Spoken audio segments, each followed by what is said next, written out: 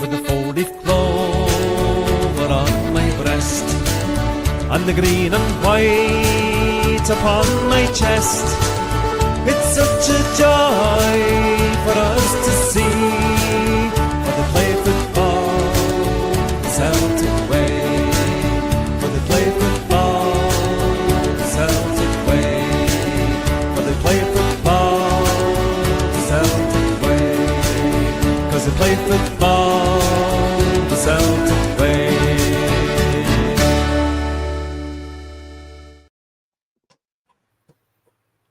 Love that wee accordion bit at the end. It reminds me of like New Year. Now you get that music playing, that wee accordion at the end. Brilliant. Aye, it reminds me a wee bit of Billy Connolly for some reason as well. A wee bit of Billy Connolly in there, mate. Brilliant.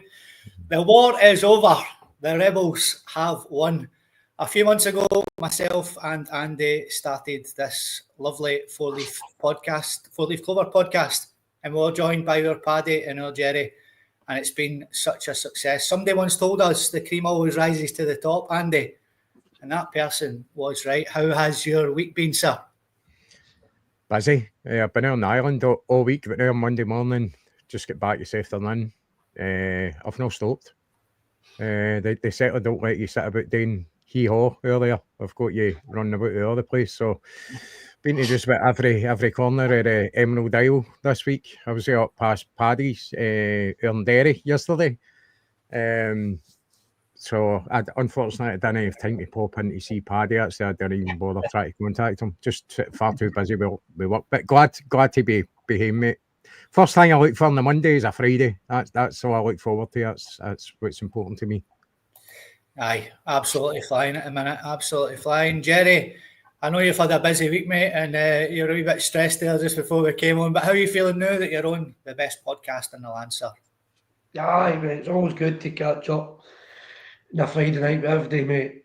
Just been very busy lately, and obviously been on enjoying myself a few weekends. So this weekend I've got my head round absolutely doing nothing apart from bookies, couch, just doing nothing all weekend. I watch a bit of international just for sake of a football group, mate. But apart from that, I'm doing hee-haw. I'm not moving. Yeah. Good man. Chilling all weekend, mate. You deserve it, mate. You deserve it. Did you watch that France-Spain game the other night, man? Jesus Christ. Aye, you need to go on the highlights. Unbelievable. So it was unbelievable. Lamine Yamal looks pretty good for a deal at Celtic in 6 years' time once his deal runs out of Barcelona. You say 60 years, Scott? Probably 60. I'll still take him in 60 years, mate. He's that good. Patrick, how are you doing, sir? And more importantly, how's your dad getting on, sir? Yeah, we're getting there, Scott. He's recovering slowly but surely. He's getting a wee bit stronger every day, so we're just sort of dealing with him day by day. So, but he's home. He's in his own bed, and he's comfortable at the minute. So he's doing all right. So we're just taking it day by day, Scott.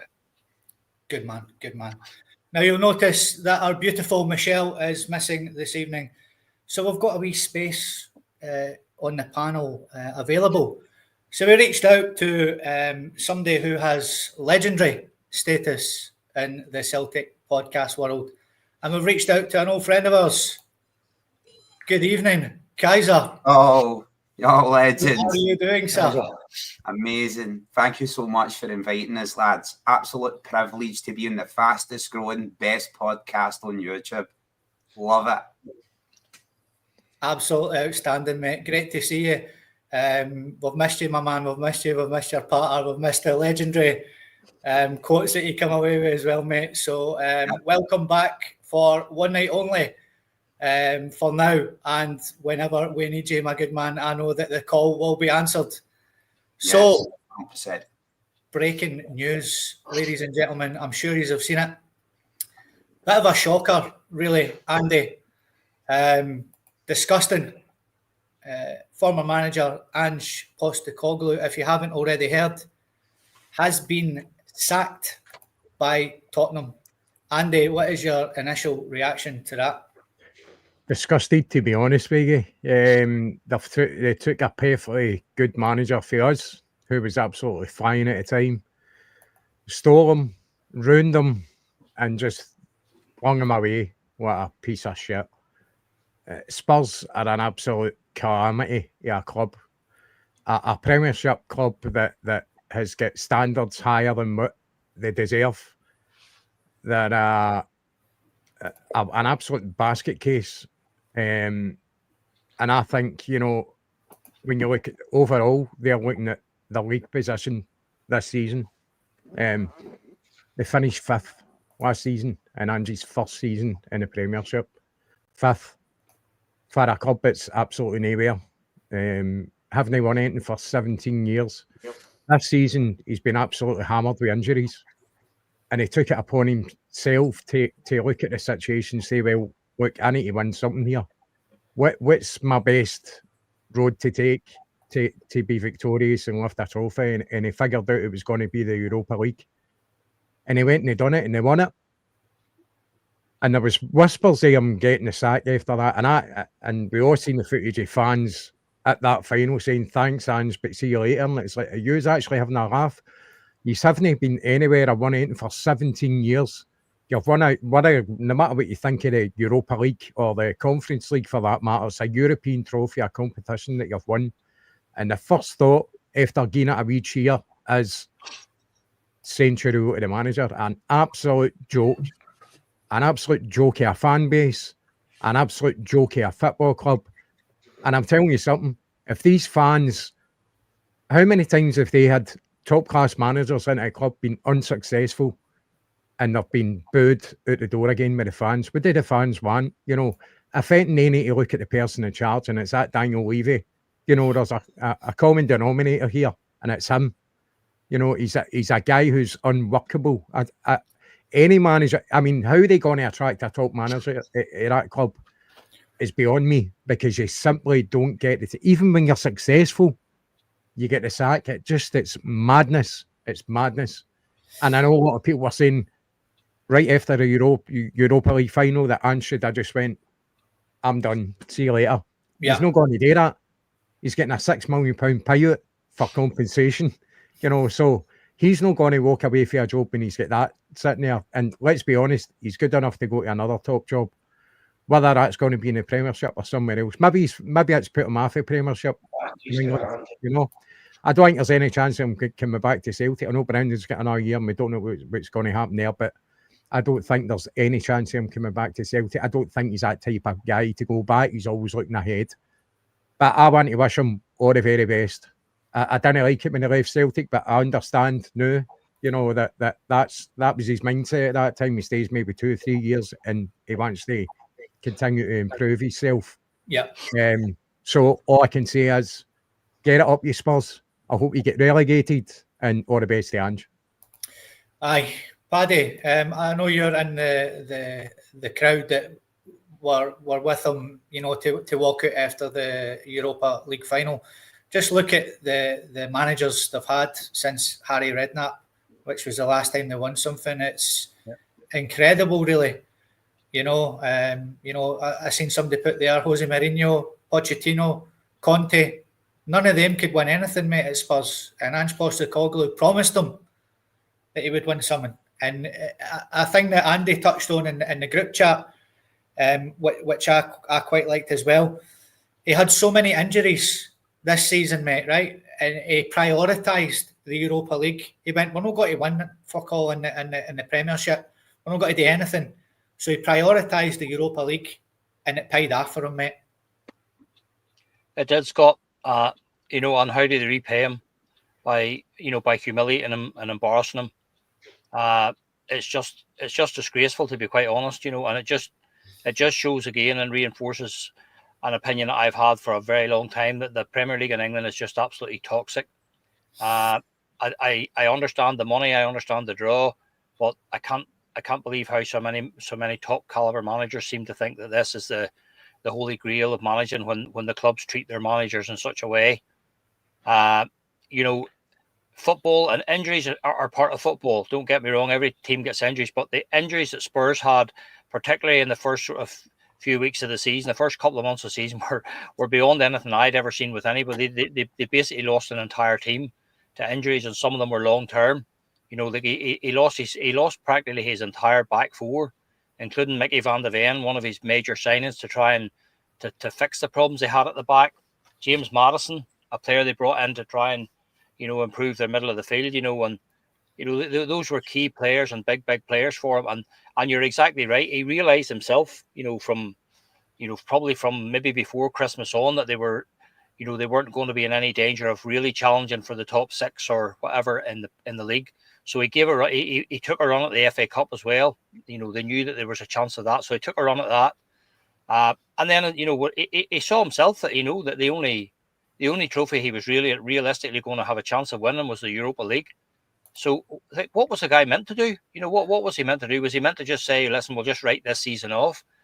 That's not the kind of a character he is. We saw that when he was in Glasgow. The one thing that Big Ange has, he has the courage of his own convictions, and if he says something, he means it. That's what I liked about him. That's why he was so refreshing. He was a real boon for Scottish football when he came here. The way that he handled the media, he had absolutely no problem. The guy backed himself, and he said on more than one occasion, I may get this wrong at the start, but I'm not changing my philosophy on the game. I won't be changing for anybody, and you will either come on board and stick with me, or you'll get rid of me. But I will not be changing my philosophy. It's worked for me in Japan, it's worked for me in Australia, and he came in at a very, very difficult time for us. Really, really difficult time. And he won five trophies out of the 6 on offer in his first 2 seasons. So I'm just disgusted with Spurs and their supporters. As Andy said that night, even in the stadium, 5-10 minutes after the final whistle had blown, there were 2 guys in particular were just saying, thanks, Ange, but it's time to go. Wow. Just absolutely no clue whatsoever about what that man had just achieved for them and what it took for him to achieve that. He said himself there that he knows himself it's a reward for the hard work. Sometimes the fans don't see that, what goes on behind the scenes. The hard work that the players and the staff at Spurs did and put in, week out, to try and give the supporters something to cheer by the end of the season. And it just beggars belief. It really beggars belief when you see the money that Mikel Arteta has spent at Arsenal, and yet again for another season Arsenal have come up short, and Spurs are sitting there with a Europa League trophy, a European success, first trophy in 17 years. I just don't. It just beggars belief, and I was of that opinion, Scott, that night. I saw those 2 idiots, live on the interview. I was just like, I hope that big man goes in tomorrow morning and sets the UEFA Cup down and says, here, shove it. But he's not that kind of a guy. He just isn't that kind of a man. But listen, it is what it is. I say that's just the world of the English Premiership. When you see the list of managers there, Mauricio Pochettino, Jose Mourinho, Harry Redknapp, the list goes on and on. Guys that couldn't make any kind of an impact on that club. Boys, people like Antonio Conte, who had success at Chelsea. You see the success that Mourinho had. Even Andre Villas-Boas, very, very highly rated manager as well. As well, who's doing very well at Nottingham Forest, too. Unbelievable. Just that's what it is. I've said it before about those 2 clubs, Chelsea and Spurs in particular. I don't know that. I don't know what the attraction is when managers take the jobs, but surely they must look at those 2 clubs and think, why would I take myself to them 2 clubs? They just, if a manager doesn't get it right after 6 weeks, or he has poor results over 6 or 8 weeks, you're out. And it's just crazy. It's absolutely crazy. But you know what? Big Ange will walk away with a check for probably around about $6 million in his back pocket. So, and that's the thing. The one thing that he stuck to the entire season long, despite all the flack that he was getting, he wouldn't back down from that. No, I said I win trophies in my second season, and I'll stick to that. And I'll have the courage and my convictions to see it through. And I'm glad that he did. But it's just shameful from Daniel Levy and the rest of the Spurs board. Yeah, I think the thing, Kaiser, with Ange is he always leaves a job with his dignity intact, and he can certainly leave Spurs with his dignity intact as well. And that £6 million, but I'm sure it's not all about the money. He does what he says, and he says, he does what he says on the tin with Ange. Mm-hmm. He calls it as it is, and it's just sad, mate. I think for what he's done, that he's got the bullet. It's mental. Yeah, absolute folly.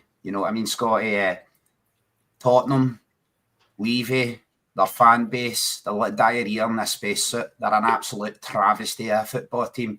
I thought the next time they won something, buses would be hovering. They'd need to dust off the old World War II bus and get it out of shelter. But there they are, as you said yourselves. Stop singing Angie's song. Their supporters turn faster than anything I've ever seen in my life. Ange Postecoglou, right, sired by a great man, his father back in Australia, introduced to football, influenced by such legends as Puskas. He had the ability, the coaching knowledge. What he needs is the fan base and the backing of a board. You need to really get behind Ange and go for it all the way. It's 100% commitment. And people always used to say, oh, the big problem is with Ange, he doesn't have a plan B. And I'm like, you don't need a plan B when you do plan A good enough. I would rather be a master of one style than a jack of all styles. So I loved Ange's philosophy. I loved what he was all about. It was sorry to interrupt you. Just when you talk about changing styles, they actually did in that final. He showed that he could really defend towards the end. Exactly, Andy. I was going to burst onto that there and go. And Bergamo, how much responsibility for the defensive display. Ange's team was clearly capable of it because we still got a lot of players that Ange left us. He left Celtic in such a position of power. And I can't, the money we're making right now, right? The players we've got, the transfers that it looks like coming in for players like Hatate, Daizen Maeda, going to leave Celtic in an absolute powerhouse position of strength financially. I don't blame him for going to Tottenham, right? First ever Australian manager to be in that top league in the world, or tourist league as I like to call it. But he had to go for that. I went round to Ibrox myself as he came out the main doors, as you have seen, lads, and I shook his hand and I says to him, 10 million a year, 10-year deal, Ange, 100 million buyout. Of course, that buyout will go down by 10 million the more years you stay.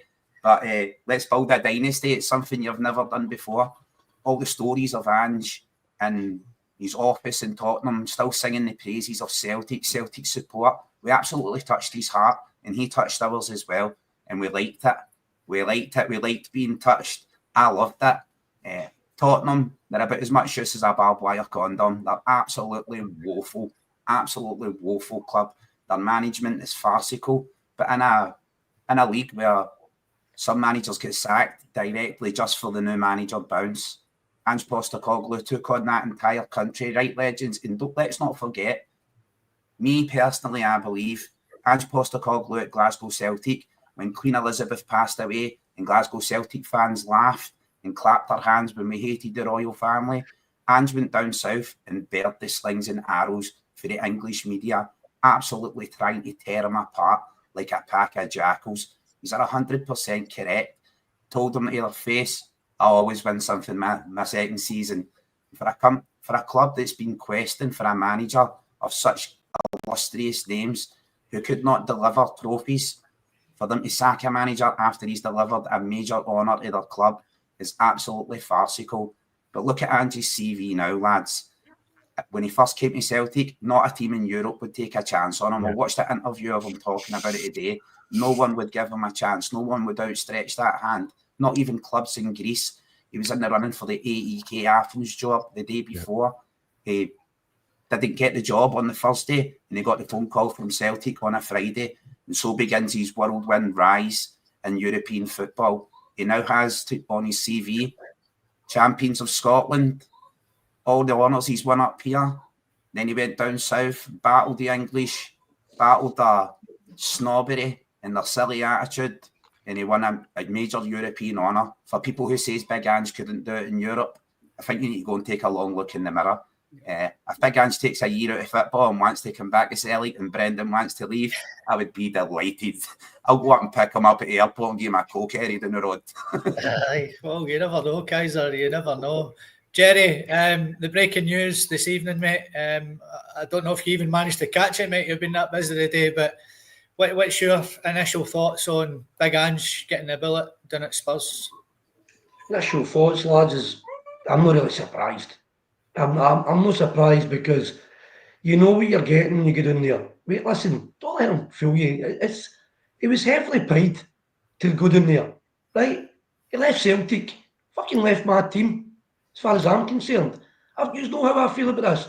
If Ange comes back tomorrow, I'm Ange daft again. But right at this moment in time, you know what you're getting down to Tottenham. You know what I mean? I just feel as if we're hanging him. I just thought he could have stayed longer. He could have built something incredible at Celtic. He could have stayed longer in my eyes, but it wasn't to be. He jumped away. The first club he came in from, as far as I'm concerned. But on the other hand, when the flip side there, I know we're going about the Paddy's right with the Tottenham chairman and stuff like that, Paddy, but 11 injuries in the first team. Were they all injured? The Celtic players ran through a brick wall for that guy. Do you know what I mean? The Celtic players ran through a brick wall for Ange. The Tottenham players did that for him. Did they? Fuck. Yeah. They're all prima donnas down there. Yeah. So I know the chairman, I don't know what they expect him to win after 17 years. I can understand.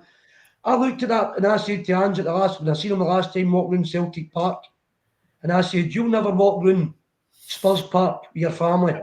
No. And that's what I said to myself. You'll never walk round Spurs. You'll never have this again at Celtic. For me, I know you're still paid well at Celtic, but you can never get managing or playing for Celtic anywhere else.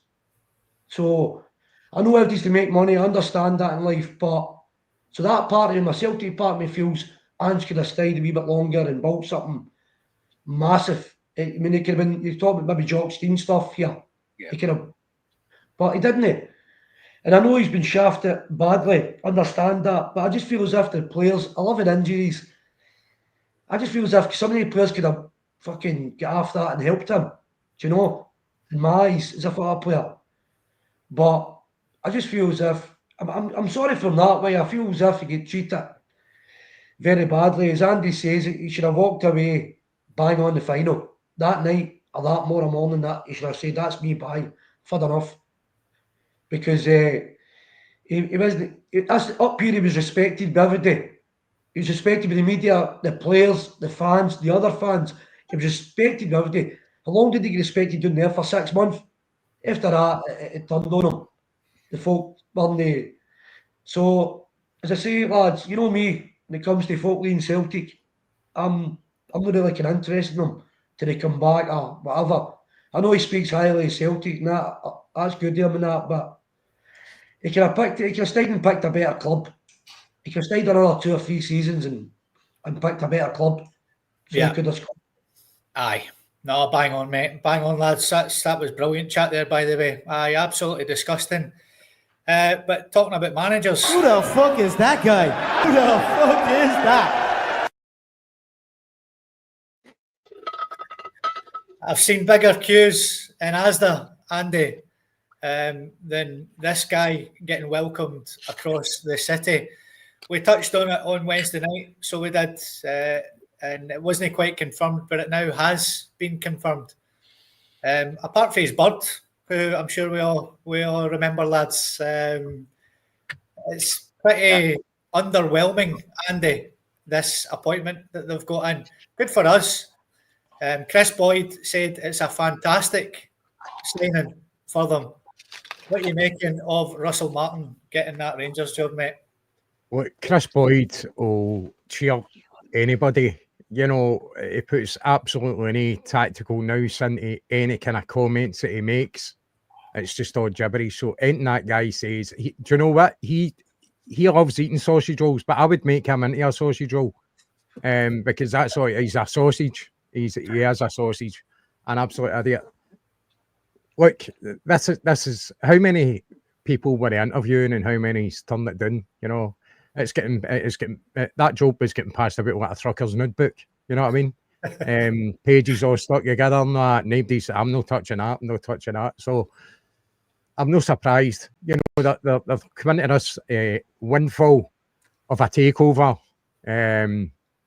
Majority shareholders is what they are. You know, so let's not stretch out the whole takeover thing as if they're going to have billions and billions to spend, because it doesn't work like that.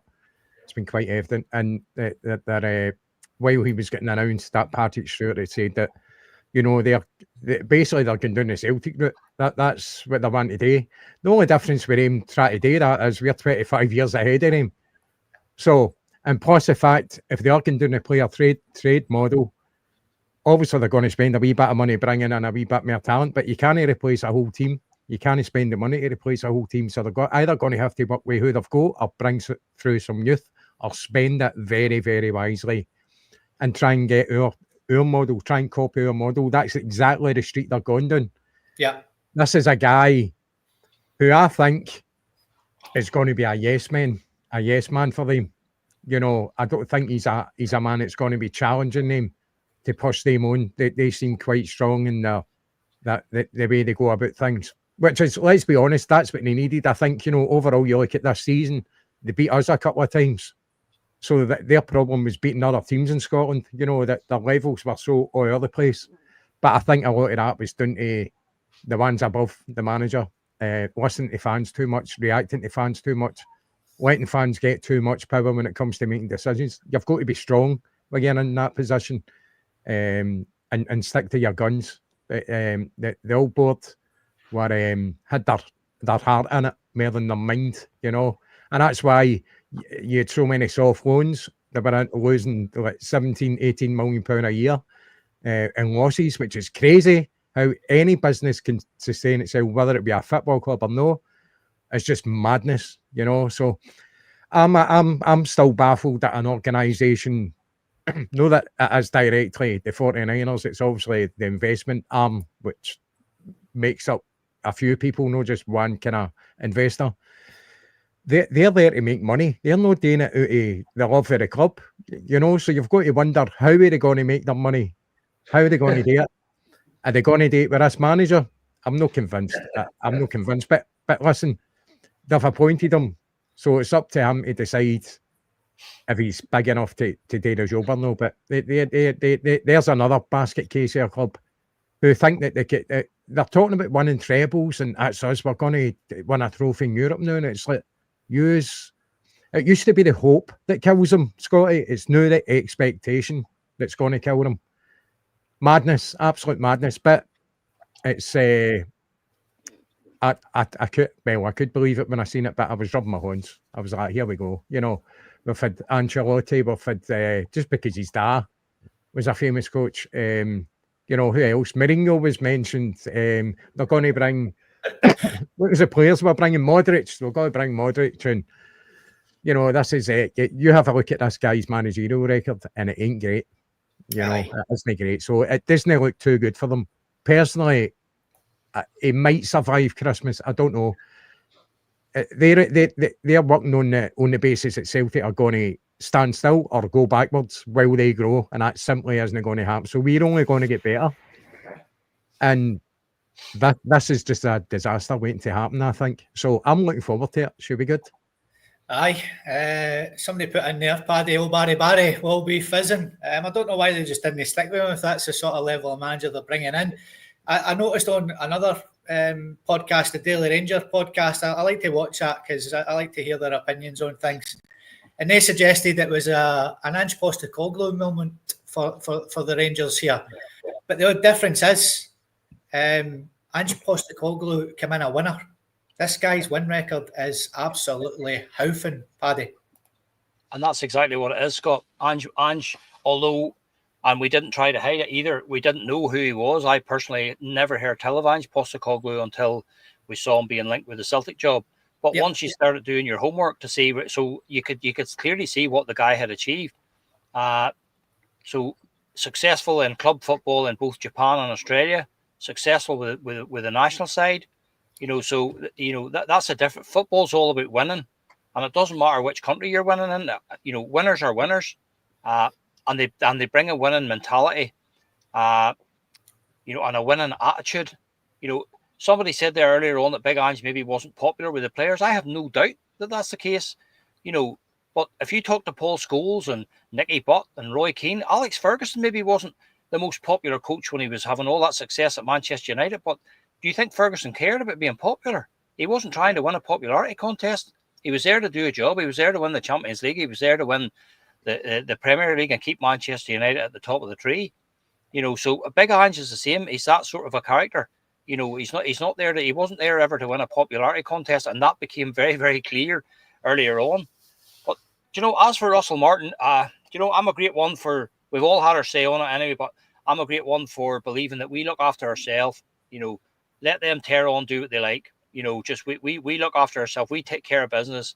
And we said it in the middle of the week again that I still maintain that while the man in the Celtic dugout is Brendan Rodgers, Rangers are going to struggle with whoever has their job. It's the man in the Celtic dugouts that's the problem. We have an elite manager, a Premiership class manager, a born winner, a proven winner. The man has won trophies hand over fist in Scotland. He's absolutely dominated Scotland. He's dominated Rangers, and he's just going to keep doing that. If you watch some of them, the podcasts and some of the social media reaction today, you're right, Scott. Quite a lot of them that I saw interviewed, maybe outside Ibrox or wherever, a lot of them were of the opinion that if we had known it was going to be Russell Martin, we would have been quite happy to keep Barry Ferguson. That was coming through loud and clear there. So listen, I said it the other night. I don't know what their plans are, Scott. I have no clue, and I'm not interested in what their plans are, because whatever their plans are, as Andy said, it's going to be a long-term thing. This is never ever going to be a short-term fix for Rangers. There is no short-term fix for them, not because of Celtic. So I have no idea what the plans for the club are.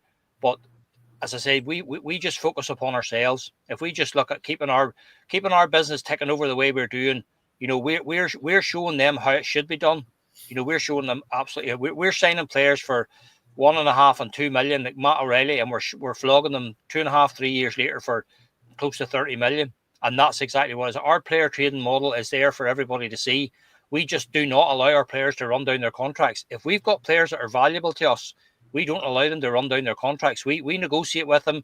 Happy enough to keep you. If you're not wanting to stay, well then we will reap in the money for you. It's as simple as that. And that's, unfortunately for Celtic, that's where we are as well as a club. That's what we have to do. So as I say, I'm not that interested in it, Scott. I had my say on it the other night, and but the one thing I would do, as I say, I tried my best to turn it around and put myself in the Rangers fans' shoes today. And I still maintain that, if that had been us, surely you need to have a figurehead manager to go along with your takeover. You can't have another. I don't like calling him a rookie manager, but he's a rookie manager when it comes to the Celtic Rangers thing. There's absolutely no doubt about that. That fixture could eat him up and spit him out. So I just, if money's no object to the 49ers or whoever is holding the purse strings, if money's no object, why didn't they go and get Jose Mourinho? He said he would come to Scotland. Why didn't they go and get Sean Dyche, a Premiership manager? Why didn't they go and get, some of the other guys, David Ancelotti? Why didn't they do that? It just, if I had been in their situation, I would have expected some kind of an appointment that would have captured the imagination of the Rangers fans. And I'm sorry, but I just don't think Russell Martin captures the imagination of the Rangers fans. The most of what I can see coming through from social media and from close friends that I've spoken to, they're very, very underwhelmed by the whole thing. Very underwhelmed. So that's my take on it, as I say. But for me, I would much rather that we talk about tonight, then we put it to bed, and we get back to focusing on Celtic, because that's what we need to do. That's the only thing that we can influence. We can't influence what goes on across the river. So for us, we need to just see what happens. Let's get back to doing what we do best. And as Andy and Jerry said the other night, we need to get players in ourselves. We need to start working on our squad for next season and let them get on with it, because they have a massive job there. Aye, mate, you're bang on. I was expecting a Graham Souness moment, and you can't polish a turd. They've brought this guy in, mate. Mere cannon fodder for Brendan Rodgers. There's nearly 200 people watching the stream this evening. Incredible numbers. If this is your first time watching the Four Leaf Clover podcast, please like, share, subscribe on the YouTube page, and tell your pals.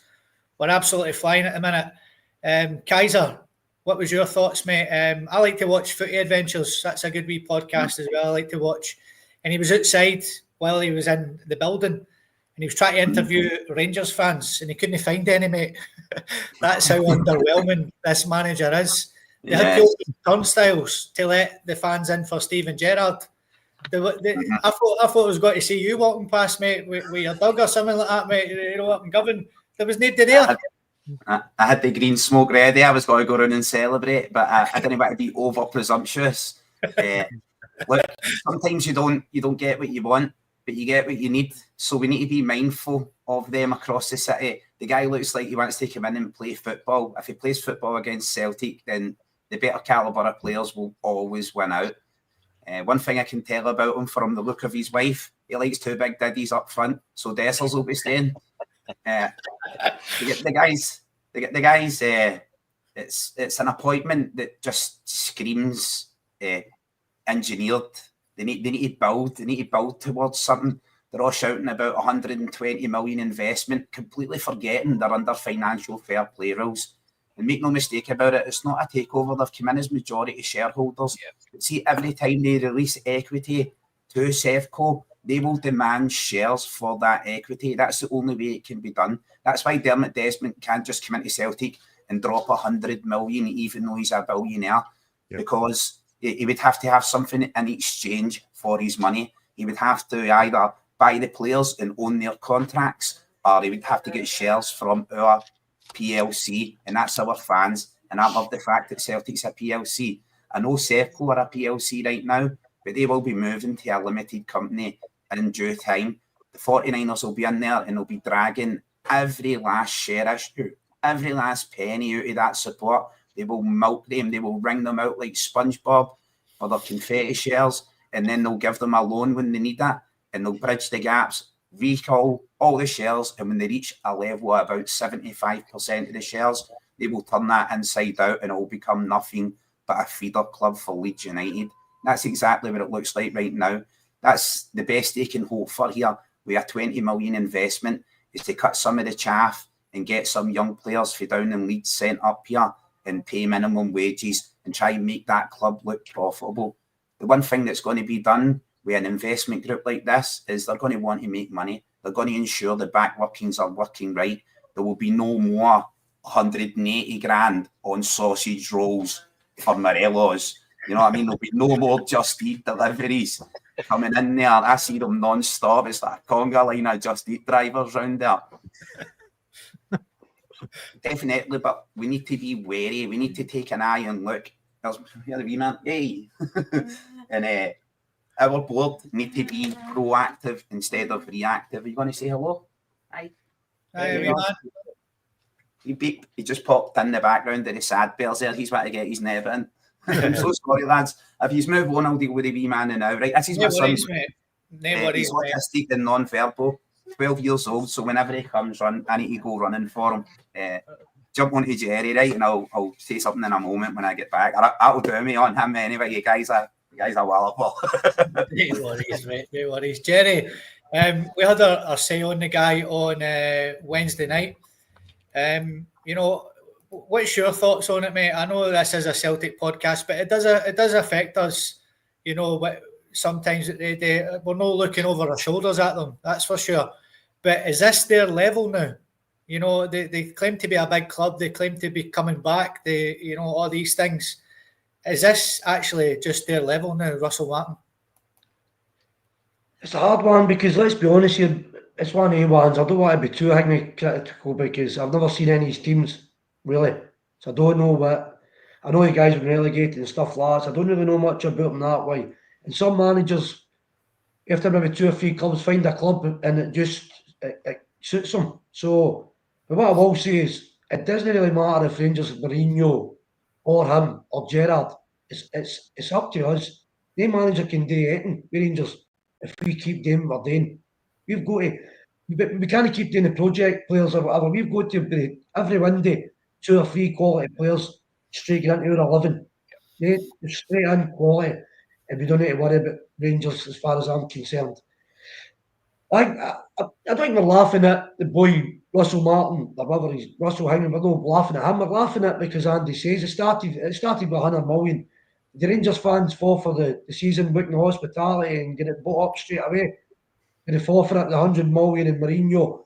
And then every week the season books were getting sold. It was dropped down to 80 million, 60. It's dropped right down to fucking 20 million in Russell Martin. And that's the season starting now soon. So, listen, I'm just looking after Celtic. As far as I'm concerned, you've got to be liqueur to your rivals and see what's happening, you know, to make sure. But if we just keep doing what we're doing it, I don't see any manager making any difference to Rangers because it's about us, it's about Celtic. Yeah. I'm hoping, as I say, the year before 10 in a row, I criticised the Celtic board then. I thought we could have told the season ticket holders we're going to use up 2 years' money and buy better players, quality players, at £7-8 million players, and fucking made sure we got to 10. But we never. So the board messed up there. So now, hopefully they've learned from that, Scott, and we keep moving. We can't stop now. So Rangers, no manager will make no difference if Celtic keep David Beard. Yeah. So well. Aye. No, you're bang on, mate. You're absolutely bang on. Yes, we did have an infiltrator in the comments here, and I did ban him and get rid of him, ladies and gentlemen. But thanks for coming on to a Celtic podcast, because the Rangers ones are shite. So thank you very much. He's hearing about the Four Leaf Clover podcast here, lads. That's what it is. He just wants to join the party. So moving on, we done this. We gave the new signings that Brendan made last season a mid-card review, if you remember right, ladies and gentlemen. So what I've done is I've got them here again for the lads to have a look at. So if you take a wee look at the list there, ladies and gentlemen, I want you to pick out 3 of Brendan's signings each, lads, that have either stuck out for you or haven't really made the grade. So if you could have a wee look at that list, lads. And Andy, first up, mate, if you could give me 3 of those signings that Brendan has made last season that kind of stuck for you, mate. I'll need to look in the telly. I can't see them properly. Right. So Engels, Jota, Adamida, Trusty, Bernardo, McCowan, Sinisalo, Kasper Schmeichel, Schlupp, and Alex Valle. That you want 3? Give me 3 that have either stood out for you or haven't made the grade, and why? I think Luke McCown's been a good signing. No, it's pretty kind of slim pickings here when you think about it. I think obviously Jota coming in, he's got that injury, which is unfortunate for him. I think he was going to be coming on to a good game. Schmeichel is probably the top signing that he's made, I think, overall this season. He's been superb. Unfortunately, he's got that injury. Arne Engels, I think we spoke about it, saying that I think next season we're going to see the best of him. He needs a full pre-season with his team. That's an absolute shoe in there. So I would go with McCowan and Schmeichel, probably 2. That have worked out pretty well for Brendan. Aye. Paddy, who's your 3? I know who one of them is, that's for sure, but what 3 have you picked out and for what reasons, mate? I picked out 3, Scott. The three that I have picked out from that list would be, first one will be Arne Engels for me. You know, if I was given Arne a mark for the whole season, I would say he's a 7 out of 10. That's how I feel about him, because he started off like a house on fire, tailed off a wee bit in the middle of the season, but then I think he came back strong towards the end there. You know, and as Andy said, we need to bear with this guy. You know, he's a quality player, and I said it before and I'll say it again. Brendan Rodgers does not sanction an £11 million fee unless he's sure of the guy. So I firmly believe that, you know, you're going to see Arne Engels back next season again, and you're now seeing Arne Engels, who's a winner, and with a year of experience in the Champions League under his belt. I think Arne Engels will be a different kettle of fish altogether. We'll see the real Arne Engels next season, so I have very high hopes for Arne. The other 2, I'm going to go a bit negative in these 2, but for me, Austin Trusty, you know, big reputation. I spoke to 1 or 2 guys from Sheffield at the time when we signed him. Mixed reviews, have to say, from the guys who, you know, from being a solid big player to being a bit of a bomb scare. That was kind of the feedback that I was getting from some of the guys in Sheffield. And I have to say, with Austin Trusty, he's been very disappointing, Scott. You know, for me, the performance at Dundee that night, you know, when you could quite clearly see Brendan saying weak as piss, you know, he's defending at the far post, you know, so, you know, he's a big, strong lad, big fella. He's a good footballer. He's got good feet. He moves the ball quickly, but, You know, again, for a big guy of his size, similar to Christopher Julian, as Andy said, we've talked about this before. For a big guy of his size, he shouldn't be getting bullied by smaller guys in the SPFL. Just shouldn't be happening. He should be a big dominating bruiser of a centre half, but I'm not sure that he has that in him. But then again, when you see the performance from him that night against Atalanta, you know, he was absolutely outstanding and much more like the player that we thought we were getting. So need to see more from Austin Trusty. But again, his first season, you know, he's come from Sheffield United to Celtic. Massive difference in the expectation level from the supporters and stuff like that. So, you know, again, we'll give him the benefit of the doubt as well. And the last one for me is Jeffrey Schlupp. Again, you know, we were all very impressed with him at the start when he first came in. You know, and we just wondered, was he trying to cement a permanent deal? You know, because he really was impressive. Big unit of a player, comfortable on the ball, happy to take the ball in tight situations and play out from the back. But then he just seemed to fall off a cliff. I don't know what happened to him. But you know, it's getting to the stage now with Schlupp now where, do you know what, would we sign him now permanently? I'm not sure. I'm not entirely sure. You've got Kieran Tierney. If you could keep wee Greg Taylor, but you know, if Greg Taylor leaves, would we be happy to go with Schlupp and Tierney as our two choices next year? I'm not so sure anymore. I would have my reservations about Schlupp. But those would be the three I would have a look at, Scott. Good man. Kaiser, what three have you picked off that list, mate? Either good or bad or indifferent? What's your opinion on it, my man? For me, Brendan's top signing has been Kasper Schmeichel, right? He's been absolutely outstanding, and I seen Kaiser's hentai hairy nipples coming in there and giving me grief because I gave him grief live for deflecting the ball into his own net. Come on, what do you expect? Do you want me to be smiling and dancing and going, you go, Kasper, you just scored the goal. Get a grip of yourself. But big Kasper, by far, big Kasper, right, is our top signing this season. He was absolutely marvellous at the start of the season. The records he was looking at breaking, the clean sheets he was keeping, just utter quality. Also, big Arnott Engels. I'd like to throw my weight behind what Paddy and that was saying about him as well. Absolute Ferrari of a player. It's not his fault. He's not used to playing the volume of games that are played at Celtic under the conditions at Celtic. To bring him in as a 21-year-old for 11 million, and teams are coming in and scouting him right now and looking at him and looking to pay 20 million, and he's only 22. Imagine what he's got to be like when he's 24.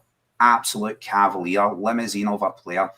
Next year he will back him to really shine next year and really come on. Flash it up again, Andy, and I'll pick somebody different this time for the lads. I've got plenty to say about Schlupp, you know what I mean? But I've expressed that, and Trusty, and I try and keep away from the negativity, so I'm going to go with Luke McCown, chocolate bar, living the dream of every Celtic fan out there, brought into the club he loves, and he's found his feet. This season, it was really a time for him to come in. He could have come in and just fell apart, been overwhelmed with the pressure. But he's come in, he's played well, he's earned his chances, and he's done well with his chances. I hope Luke McCown kicks on next season and really does well. He's a player of absolute quality as well in that midfield. So I'm really keen to see what goes on with Celtic in the summer. I think it's going to be absolutely massive. I've got like 15 players listed that I'm kicking out the door, bringing in 11. I'm bringing in six between 11 million and 14 million, and 5 between 5 million and 8 million for squad depth and ability to change it from the bench. I think Engels is a watershed moment for Glasgow Celtic. For us to pay that kind of money on that kind of player, it is absolute watershed. And that's the signing that we'll all look back on and go, that's when it changed. Yeah. That's when Brendan forced the change. That's when it happened there. Absolutely fantastic. I hope he really kicks on. I thought that comment said Sinisalo was a FUD. I couldn't see it right. I think I need to put my glasses on. I was like, what? You need to get Michelle's glasses off. Aye, I know, mate. It's, sorry. Jerry, the three players that you've picked, mate, and why? Good, bad, or indifferent, mate? Who are you picking off that list? Yeah, I always say the number one, the signings is Schmeichel. Go to be. He's an 8 out of 10 for me this year. Great to have about the changing rooms. Everything he brings, professionalism, helping McGregor. McGregor always latches onto these guys, Joe Hart and all that, so that shows you the experience he brings. Listen, we take away the last 5 weeks of the season, the injury definitely didn't help. Didn't help him, especially somebody 38 years of age. It's not helped him much, but listen, he was having a great fine season up to then. So for me, Schmeichel been a brilliant signing, so it has been. And same as Paddy's best pal, Engels for me. He's a 7. Paddy's bang on with that, Scott, a 7. Because the potential's there. It's massive. I know there's a few clubs sniffing about, but no chance. No than who. I think everybody's expecting a big year for him next year. So there, and basis of saying about player of the year and everything else, it wouldn't surprise me. The basics are all there and he does it well. But I think just a lot of fans get angry when we pay 11 million and stuff like that or whatever. We think he's going to take it in folk and stick it in the top corner and stuff like that. It's not that, it's not his game. It's the other stuff he brings, quality passing and stuff like that. So for me, he's been a good signing, and as soon as he gets used to here, I mean, you've got to forget, I know Scottish football's it's not the greatest of football, but it's played at a fast, it's played fast and people on top of you. Yeah. So the players are not as the same quality, but they are fast and they're on top of you. So Engels needs to get used to that as well. So I think he'll come good well. And then my third one is a 50-50 one, a Big Ida. It's just 50-50 with him because I just look at him and I feel, I know he's got 20 goals, I'm not taking that away from him, but let's be honest here, he could be sitting with 40 goals, 35 goals. If he wants to be a number 9 for Celtic Football Club, he needs to up his work rate, he needs to anticipate moves, he needs to make runs for nothing, like Larsson, Gary Lineker, these strikers. For me, Ida watches the ball, then he moves, the defender wins it. You've got to suspect the defender's going to miss it, get in there.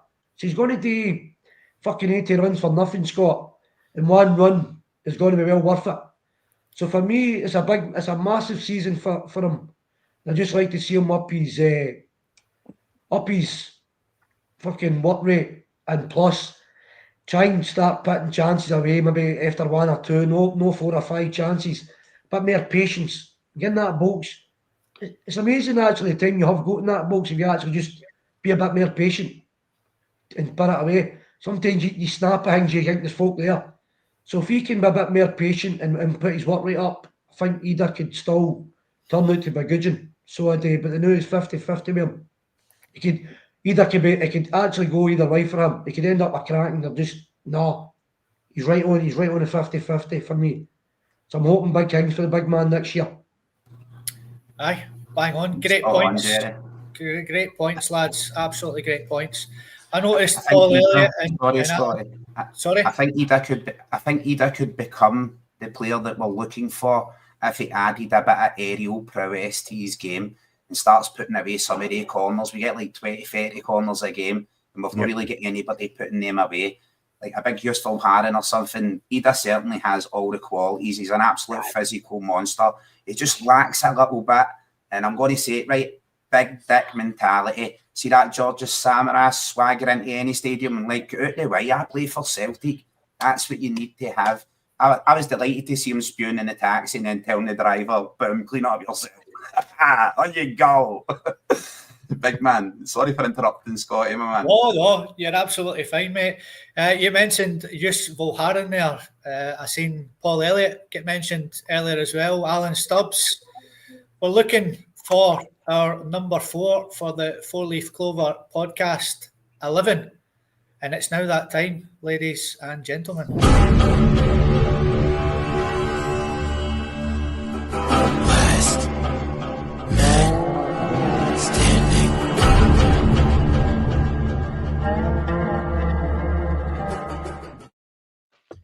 By the way, Scotty, if there's any Irish players in this, Paddy's got his sights on them. Don't worry. Aye, I know he has, mate. I know he has. So, ladies and gentlemen, if you haven't seen this segment, it is our last man standing section. Beautifully, we've got 4 panel members on this evening. So if it goes to a 2-2 decider, then you guys in the comments will get the deciding vote. I don't get a vote in this. There are no Lisbon Lions in the 10 players I'm about to show the panel. It's players that we've seen in our time. So we're obviously very, very young and didn't manage to get to see any of the Lions. So it's players in our time. I've got 10 centre halves for them for the number 4 position. We've already got Arthur Boruc as our goalkeeper for the number 1 jersey. Our number 2 jersey is Danny McGrain. Our number 3 jersey is the beautiful man that is KT. And tonight, we, between us all, are going to pick our number 4 jersey. So, Andy, first up for you this evening, sir, I have got Enrico Annoni. Enrico Annoni is up against Gary Caldwell. Oh, Who are you picking and why? Oh no, Annoni. Cult hero, I suppose, isn't he? Cult hero status. Wasn't the most gifted, let's be honest. It's not a major part of my kind of thing with centre halves is to be ball playing kind of players. I'm not too interested in that. I like him to be defenders. I think he was a pretty good defender. Had obviously mistakes in him, but I think I'm going to go with the heat on this. It's really good passes on him. Actually, probably more forward thinking than Annoni. But he was, although I like my defenders to defend, he was comfortable on the ball and some heat on him, man.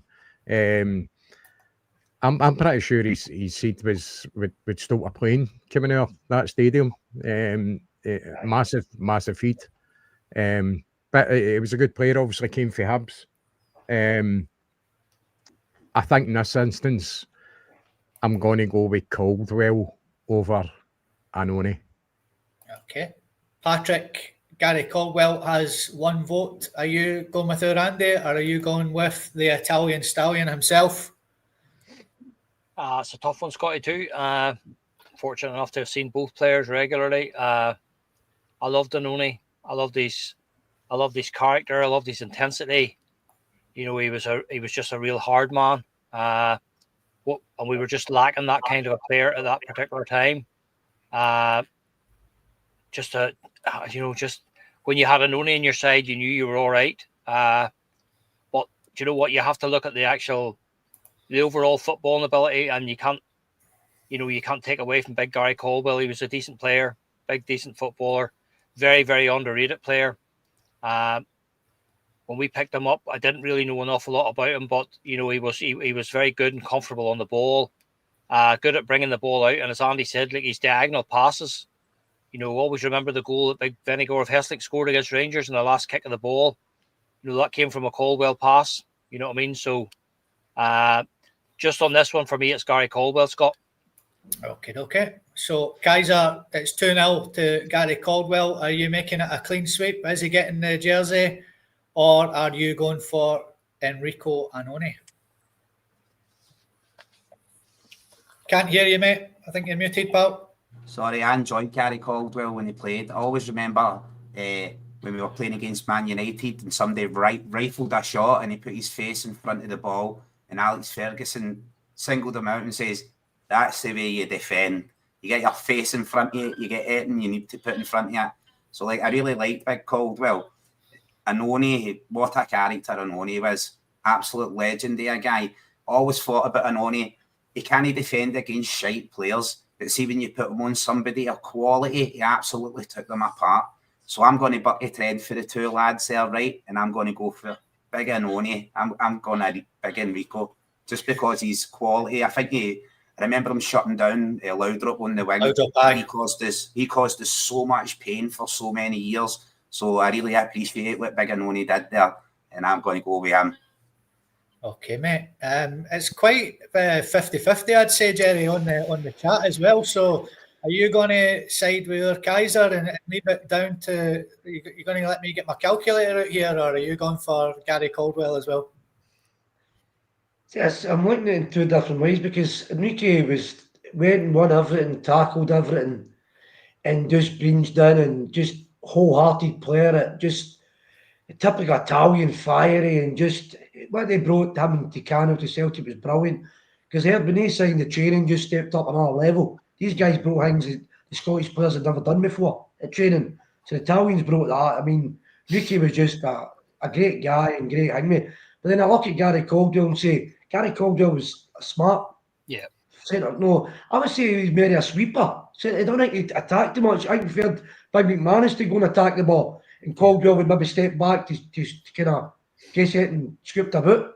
So for me, Caldwell, and what I liked about Caldwell was Caldwell's part of that Robson, Hartley, fucking Sean Rangers, what it was all about. Yeah. They put it back in place with Strachan. So for me, I'm going to go with Caldwell for that. I like Caldwell because he was a smart and all. He didn't just jump in, and he used his seat more. He's quite intelligent for centre half. Wasn't he stupid as Maestrom, you know? He's quite Some smart. he had, wasn't it? Aye. As I say, I'll go with Caldwell, mate. You've got to use your assets. You've got to use your assets when you've got them. So Gary Caldwell, it's 3-1 on the panel, and Gary Caldwell at the minute has the number 4 jersey. Will he go on a Chris Morris or a Mark Reid run?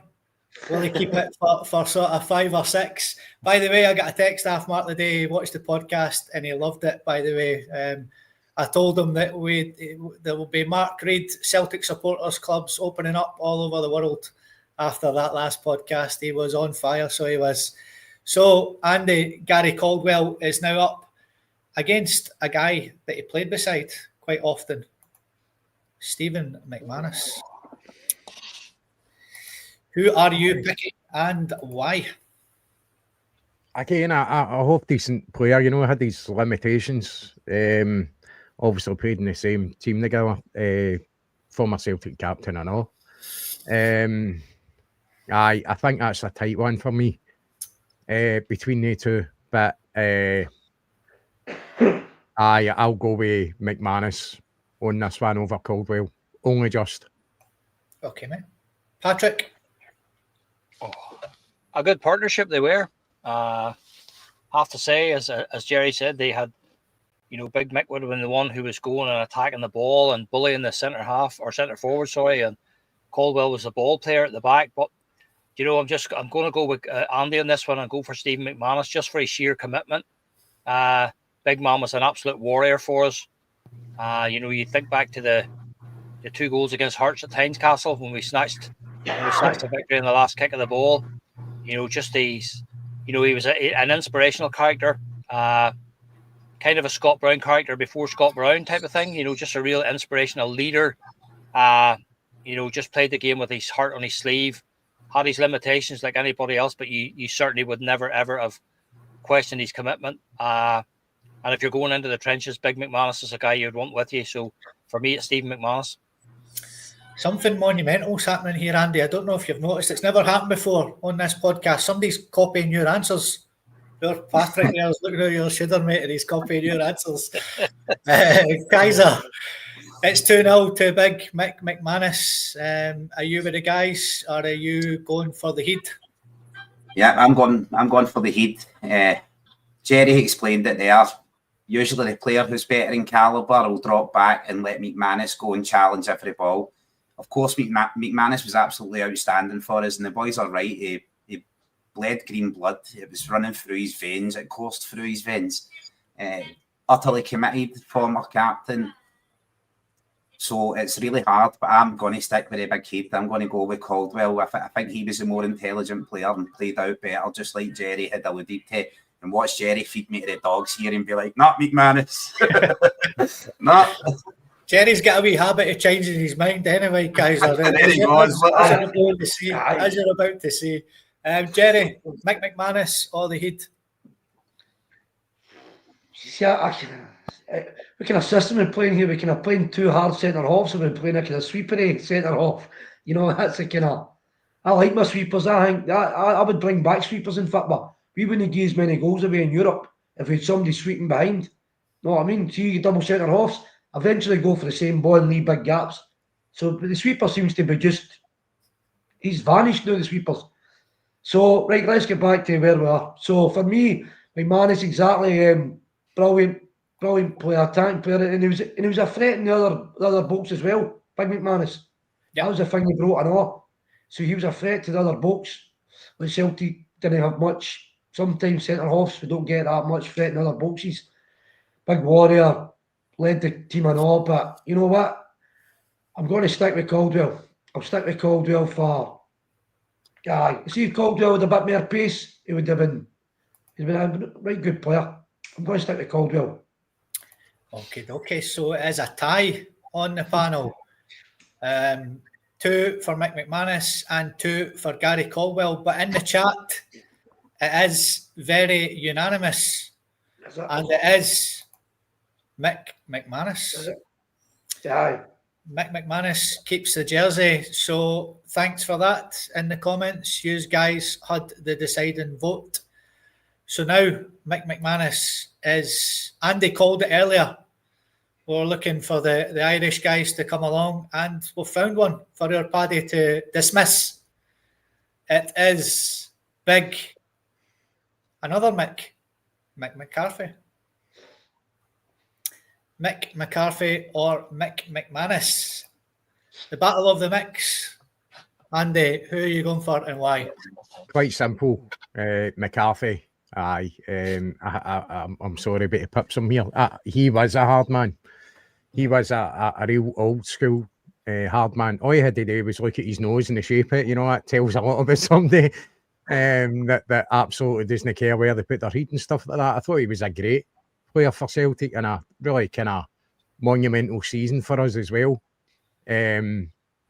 Obviously different kind of eras. So I suppose the younger ones are looking more at McManus more than McCarthy. But he was instrumental in a successful Celtic side. Big Mick, Roy Keane's best pal. Yeah, absolutely no love lost between they two. Obviously Mick McCarthy being at Celtic a lot sooner, a lot earlier than Roy Keane was, and a lot longer as well. A guy that loved the club as well, you know, and the fans loved him. I know, total commitment and. It was a great defender. So for me, it's McCarthy that takes that jersey. Okay, mate. 1-0 to Mick McCarthy. The battle of the Micks, Paddy. Are you sticking with your Irishman this week, or are you going for Mick McManus? I'm just about to redeem myself on the boat again, Scott. So going for Big Mick.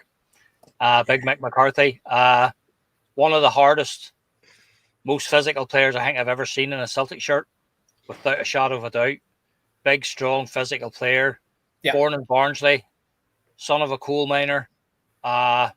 Just with such a reputation. Came from Manchester City. This guy just had it for everybody. I think it was Paul Maguire there in the comments said we could do a Big McCarthy at the minute. Yeah, absolutely. If we had McCarthy and Cameron Carter-Vickers as our centre half pair, we wouldn't be in too much trouble.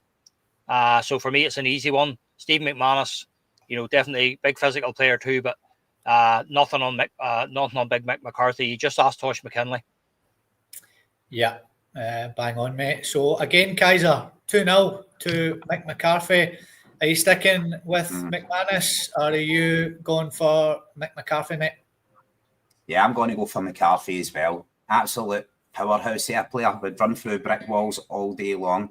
Kind of guy who you'd cross a body full of bricks and he'd still go up for the head. That's what it's all about. Just lived and breathed it. Absolute.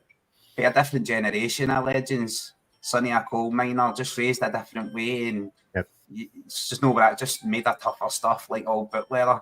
Yeah, like they say, samurai swords are they tickled into shape. They're pounded with hammers and forged in fire.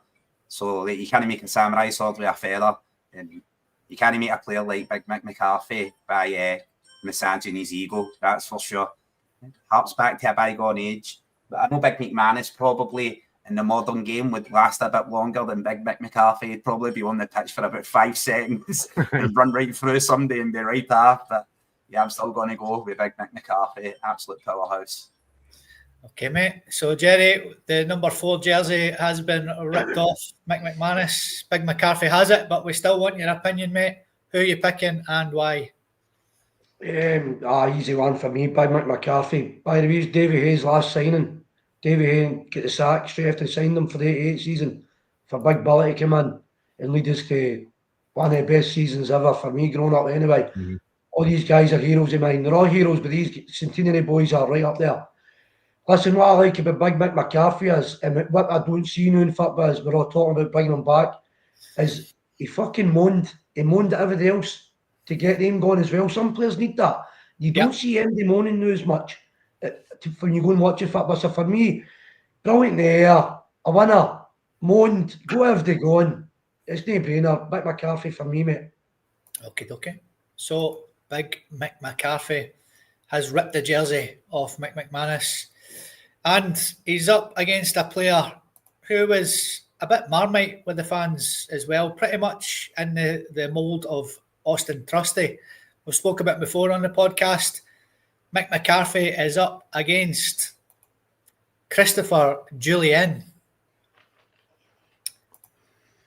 Andy. What a contrast between two players in the same position, mate. It's a no contest for me. There's absolutely no way that Jullien is taking the jersey off of McCarthy. I've said that before. He's a big unit, a big boy, but just didn't have the balls or the fortitude to really. It was a shite bag, basically. It was definitely too weak-minded. And it could have been so much better. He did weigh in with his goals now and again, and it just there's no comparison between the players at all. As a defender, you need some kind of solid mentality, and he didn't have it. He was too weak, as far as I'm concerned. So it's a no-brainer. It's McCarthy all day long. Okay, mate. Few comments in there for Jullien, Paddy. He's getting called the modern day defender. Big Mick was obviously old school. Who are you picking, mate, and why? Yeah, he might be old school, Scotty, but I like my defenders. I'm like Jerry. I like my defenders to defend. Jullien probably maybe a bit more easy on the eye in terms of his footballing ability, but again, we mentioned earlier on, Brendan saying weak as piss when it comes to Austin Trusty, and that's what Jullien was, just weak as piss. Pure and simple. For a big guy of his size, he was bullied by, I can remember the Kilmarnock centre forward bullying him on more than one occasion, leading to him having to give away a penalty and stuff. For a guy of his size and for a guy of his ability, it was he just didn't have it. For me, just as Andy said, he didn't seem to have the desire. And certainly didn't have the commitment. Always be remembered for the goal he scored against Rangers in the League Cup final. Obviously gave us a great day, but it's a no-brainer for me. Mick McCarthy all day long on this one. Okay. Kaiser, 2-0 to Big Mick McCarthy again. Are you keeping the trend going? Yeah, I'm sticking with Big Mick. I'll always remember Jullien's knee slide at Hampden, one of the best knee slides I've ever seen in my life, but I think that's the best thing he done in a Celtic shirt. Other than that, yeah, he was afraid of his own shadow, wasn't he? Sometimes you need to just put yourself in about there. Some would say a pretty boy and didn't like to get hurted. So I've seen someone in the comments saying that we grew up playing in red ash pitches, getting walloped with mitre mould masters, and then you get the mitre where the patches would come off and it would be waterlogged, and you got up and you headed it and you got that dizzy spell that you get punched off Ivan Drago. But if he dies, he dies. Stick with Big Mick. You need to go for it. Excellent, Jerry. It's 3-0 to Big Mick. He's still got the jersey, mate, but are you making a case for Jullien? No. No. Listen, like me saying, man, 6'5", know what I mean? But fucking come on, like me saying, some strikers, they just don't like guys on top of them. They want all the space in the world. He's a confident big boy, don't get me wrong, but can pass the ball well and come out for the defence well, but he didn't want the offside. If you don't want the offside, there's no guys playing in Scottish football. That's a silly move on his part. But nah, it's Mick McCarthy all day long, so it is, Scott. Okay. So, Big Mick McCarthy still has the jersey. He's on a Chris Morris and a Mark Reid run here by the looks of things. But will he keep the jersey? He's up against a man who has that jersey just now. Cameron Carter-Vickers or Mick McCarthy. Let's get this one deciphered then, lads. Andy? I'll make it short and sweet. It's CCV for me. I love Big Mick. I obviously I've kind of said, you know, he's a real hard man, old school centre half. CCV, excuse me. CCV is probably one of the finest signings we have made in the last 5-6 years, maybe longer than that, you know, probably since Van Dijk, and Van Dijk was a great player as well as a great defender. But CCV, he's not the quickest, but his football brain's very intelligent when it comes to his positional sense and stuff like that. And he's hard. He's a hard player. He is committed. He's everything that Julian wasn't, you know, absolutely committed. I mean, that game against the Rotten Mob, when it was 4 against 1 and he comes out on top, it's like, that says it all, doesn't it? You know, it's the guy's been brilliant for us. The only thing that disappoints me with CCV is he's, unfortunately, when it's came to kind of big games, especially Champions League, he's had injuries he's missed out when we've really needed him. But overall, I think CCV has been and will continue to be a top-class player at Celtic. Really, really important at this stage in our history, I think.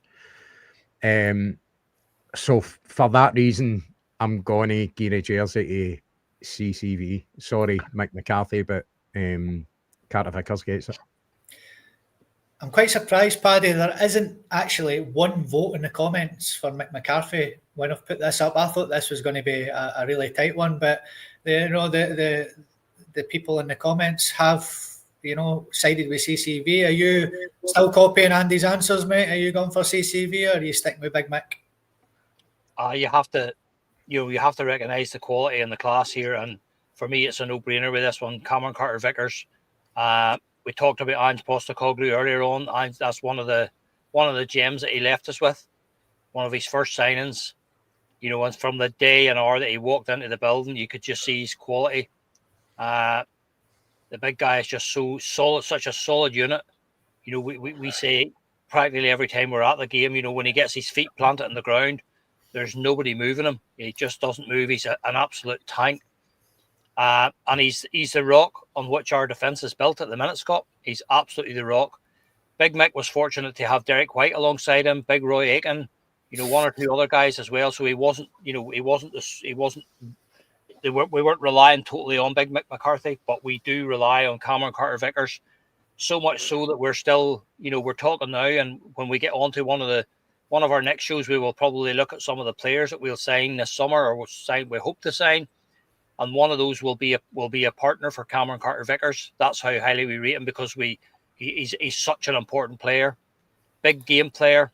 As Andy said, you know, that he's had a few injuries and stuff like that, but that's just a sign of his commitment. You know, the guy has picked up injuries, and you know, you heard Brendan there saying recently that he had to leave him out of a game. He was getting in pain-killing injections to allow him to play.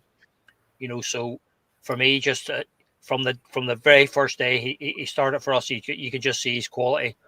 An American international, he's loved by Americans. You know, I thought he maybe would have formed a better partnership with Austin Trusty, but it just hasn't worked so far. But for me, on this choice between Mick McCarthy and Cameron Carter-Vickers, it has to be Cameron Carter-Vickers all day long. Okay, so yet again, Kaiser, it is 2-0 to Big Cameron Carter-Vickers. Are you sticking with the lads, or are you going for Big Mick?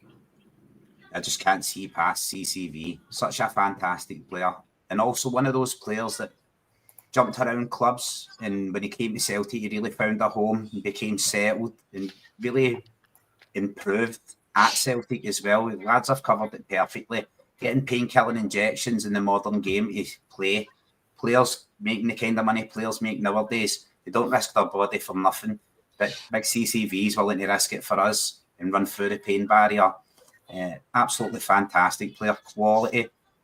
Best thing we can do this summer is find somebody to partner him. If we can't take him to the States and clone him, find a ball playing partner for him, so much isn't relying on him. Yep. They play the ball out all the time. Big Trusty just passes the ball to CCV and just leaves him with the ball all the time. And like, you're meant to be the big left-footed, amazing player, Trusty. The one thing I hear people say about Trusty is, he's got fantastic recovery pace. Well, I'm for a generation, you don't need recovery pace if you don't make mistakes. Exactly. And that's what big CCV doesn't need recovery pace. He's got football and intelligence and the ring craft to not make mistakes. So CCV all the way for me. Sorry, Big Mick, ripping the shirt off you. No disrespect. Don't treat me like you treat Roy Keane, but it's CCV all the way. No, you're bang on, mate, with the football brain there. Jerry, yourself, mate, what are you thinking? Andy's moved himself because Paddy That's a good idea. You rotate. keeps nicking his patter, I think, or Paddy's stealing his answers. So he's moved you up, mate. Are we still doing last man standing or blankety blank? That's it all been. 3-0, mate, to Cameron Carter-Vickers. Are you with the guys? Aye, boy. CCV's one of the best centre halves I've seen Celtic Park in years. Pure winner. I know he's wee bit maybe the pace, wee touch, but listen, he reads the game well. He can throws his cell at everything. He's just, this is what I'm talking about. Ange and guys like him. Ange wouldn't have been doing that far in the league at Tottenham. He wouldn't have. Guys are willing to put themselves more for the club before themselves. Yeah, that's what he's up there with, the big man. 27-year-old, and I'm thinking, I hope I'd hate to think that Celtic defensive football squad. That's a big worry for me this year. Hopefully, that's what talk about Celtic winning the Rangers. No, we get somebody in beside them, so we do, and keep the ball rolling. But for me, the big man's he's up there with Big Dyke, Van Higmenti. So for me, brilliant player, brilliant Van Higmenti. Yeah, Big Van Dyke, that's what I call him. So Cameron Carter-Vickers keeps the old jersey, so he does. And now he's up against an opponent. I heard them mentioned earlier. Somebody mentioned Rocky Balboa. Somebody mentioned Drago. And it is big Dolph Lundgren himself. Oh, Cameron Carter-Vickers is up, ladies and gentlemen, against Johan Mjällby. Jerry. Andy, you're a fly man. Jumping down there at the right. I was just thinking, switching it about it, kind of make it a wee bit better. Oh, God. See, I mean, as soon as it comes to a right hard one, Andy, you bolted. You're a fly man. Wait till next man, I'm getting in the house. You know what? Malby was different class. Brilliant player. Brilliant. The only thing is, Malby was an out-and-out centre-half because a big man could play centre midfield and all and play everywhere, you know. So could Roy Aitken. And you still see Malby and Uman. The guy's still solid, isn't he? Yeah. Man, what a signing for Celtic.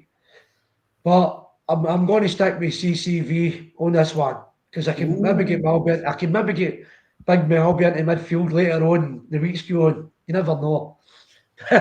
But no, CCV for me just nips it out of the big man. But that's the closest one yet for me. Okay. That's a cracker. That's a Paddy. cracker spot. Who are you picking and why? Again, that's a very, very tough one, Scott. Love both of the players. Again, Mjällby very, very similar in terms of his commitment to Mick McCarthy. The big man was, he would have put his head in where the feet were flying. Such a committed, big physical player. It's a tough one, Scott. This is really, really tough. Again, I'm gonna go for Cameron Carter-Vickers on this one purely because of his importance to the team. Big Mjällby was fantastic, but I don't think we relied on Mjällby the way we do on Cameron Carter-Vickers.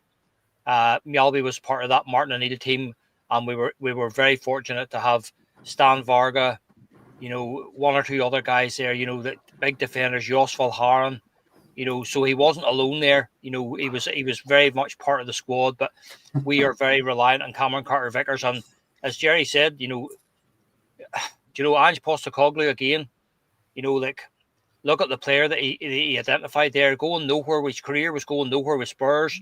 I actually saw him playing for Spurs, and they must have been playing somebody in the Dutch 7th tier in a friendly a few weeks earlier, and he didn't even look outstanding. But when he came to us, and when you think of how much of a important cog in the wheel he is for us at the minute, both under Ange Postecoglou and still under Brendan Rodgers, so it's a very, very tough one.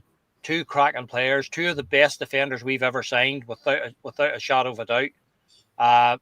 Mialby probably maybe a wee bit more old school, but for me, I'm just going to stick with Cameron Carter-Vickers on this one. Okay, mate.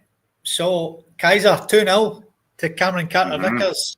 Are you going to pull it back for Big Drago? Yeah, I'm going to betray the fridge. I'm going to go for Big Ivan Drago. If he dies, he dies. Absolutely fantastic. And a squad of such icons to stand out. My best friend actually had a cat, and it was called Mialby, and I absolutely loved it. You know what I mean? So for a player to stand out in a squad of icons like Henrik Larsson and Stan Varga, such amazing players we had at the time, we may see the highlights again at the end of this summer, lads. But yeah, for me, I'm going to make it hard on Andy as well. I'm going to go for Big Dolph Lundgren. I'm going to make it hard. Let Andy make the tough decision. No, he's trying to run away to the bottom of the pack. Aye, good man, Good Kaiser. luck, Andy. Get him working. Get him working. Andy, it's 2-1. Are you going to put a spanner in the works and vote for Big Mialby, or are you sticking with Cameron Carter-Vickers? Again, just touching on what the other guy said, it is a very, very tight decision. We were lucky enough to go to react some night with Big Mialby, get a picture with him and meet him, and just I think I wanted to shag him myself, to be honest with you, standing beside him, you know. But his football ability, he was a solid player. We were absolutely solid at that period. Yeah. Seeing you think back, actually, you can look in the negatives we've had down our team over the years, talking about defenders and with a bomb scare, this and that. But you actually look at the players, the cracking players we had. He's one of them. He's up there. Yeah, a really iconic period at the club, you know, at that time. And then obviously you look at CCV, the modern day kind of that type of player. Hard, committed, so pivotal in the team. It's a hard one, mate. I'm going to go with Kaiser. I'm going to go with Mialby here. I loved him. I thought I loved him as a player, and he still speaks very well about Celtic as well. You know, it was obviously a really important part of his career, and the ups and downs that he had at our club and all. But ultimately, he was a very successful player and really important part of our defensive structure at that time. We were all big units and capable. I'm going to go with Big Mialby here. Do you know what? Even in the comments, it has been very tight. I have been keeping an eye on it. I did think this one would go to a tiebreaker, and it certainly has. But the slight winner, ladies and gentlemen, is Johan Mialby. Yeah, that's what we're talking to two of them. How many mistakes did him and CCV make? How many mistakes they made? Hardly any. That's the difference. Every centre off, you didn't keep playing football all the time. You don't make mistakes if you just do the simple stuff and win your ball. And sometimes it frustrates you when you see them try to play football. Yeah. So next up for Johan Mialby. Imagine this guy beside him in our defence right now as well. He's up against another cult hero at Celtic. He's up against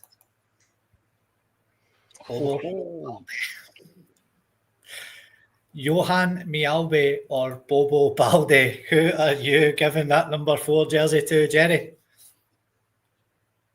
Fucking hell, man. I've actually got better things to do myself on a Friday night and put myself through stress, Scott. I've got to make these up, mate.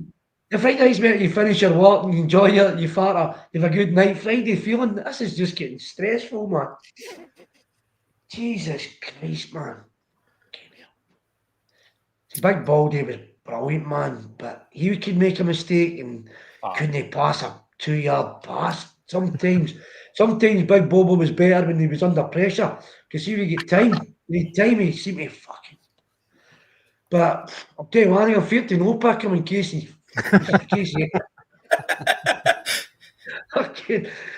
Oh man, but you're talking about like the two different types of centre halves, aren't they? You know what I mean? Bobo was just like an old-fashioned centre half. No, But we're chatting, oh, jeez, well, how did I have to? Andy, you're a fly, man. You was going to get harder and harder and jump ship. Still got to make a decision, though. It doesn't matter where you are. Ken, that's a hard one. You know what? I thought it was doing you a favour. Ken, just two total different types of players, know what I mean? But I'm going to stick with Malby. I'm going to stick with him. Do you know what I mean? Because I'll stick with him. Okay. I'll go with Malby. That's hard, but two different types of players. Big Bobo was brilliant. Suited for Scottish football, by the way. But he just did that wee mistake in him. And I'm with Andy. I like out of the whole team, I just like my centre halves to do their job. I don't want them playing football at all. I don't mind the backs, the midfield, for any day bar my centre halves. So for me, I think Bobo would make more mistakes there. So I'm going to stick with Malby. But Jesus Christ. You better go and check your front door, Jerry, because I think Big Bobo's at the door. Paddy, who are you picking out of the two, mate? A toughie again? It is, Scott. It's very tough. But I love both of these guys. That these guys are both what you would want in a centre half. The ability to basically knock the centre forward all over the place, physical with him, let him know he's in a game. Make sure that if you want to take that ball to your feet, you're going to get thundered from behind. Two solid big players, but I'm going to do the same as Jerry. I'm going to stick with Big Johan Mjällby based on the fact that Big Bobo, the only thing that let Bobo down was his discipline. He would have left you with 10 men. And he did it sometimes to our cost. Exactly what Plunge is saying there. I don't like to say that he cost us the final because I don't really know that he did. I think it was more the heat than anything else. But that just sums him up. Like he would have did stupid things. I remember him being sent off one day. We were 4-0 up against somebody. He's just his discipline. And that's we were there at that time. He was in the team with Mjällby, with Valharan, Ramon Vega, Stan Varga, and these guys were all very, very disciplined players. Big Bobo was just I don't know who the Rangers player was. I can't remember who the Rangers player was. I think about a guy Bojan. Was it Bojan you called him? The young lad they brought up on loan. And I remember him reading in an interview that I was at the game and he put the ball past Big Baldy and Big Baldy just hit him.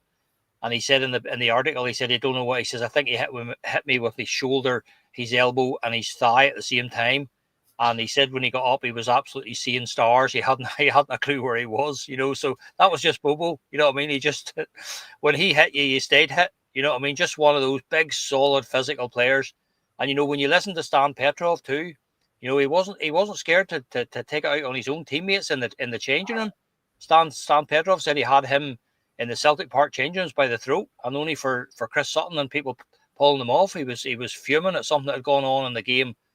So big physical player, but for me, Big Mjällby was a more rounded, more disciplined player. So I'm sticking with Big Mjällby. Okay, so yet again, Kaiser, it's 2-0. You're facing a dilemma, my good man.